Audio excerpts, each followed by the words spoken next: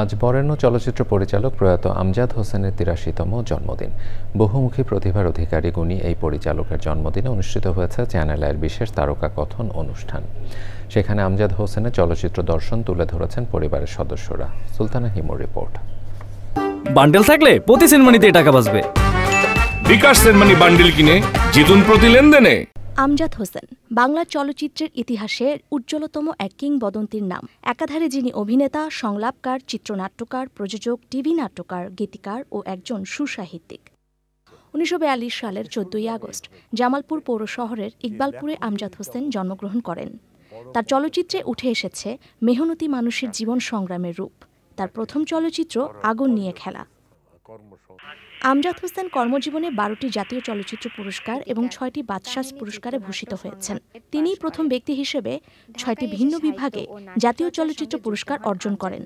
বরেণ্য এই পরিচালকের জন্মদিনে চ্যানেল আইয়ের বিশেষ তারকা কথনে বাবাকে নিয়ে স্মৃতিচারণে আমজাদ হোসেনের চলচ্চিত্র দর্শন তুলে ধরেন সন্তানরা। উৎসব করবে তার চিন্তা চেতনা, তার ধারণা, তার আদর্শ, তার চলচ্চিত্র নির্মাণ, তার লেখার ধরন, তার বিভিন্ন বিখ্যাত কাজগুলো নেই মানুষকে বারবার ভাবাবে। এইভাবেই উনি প্রাসঙ্গিক থাকবেন সবসময় বাংলাদেশ চলচ্চিত্রের জন্য। আমার একটাই কষ্ট, সারা জীবন রয়ে যাবে বাবার সাথে আমার শেষ কথাটা হলো না, হয়নি।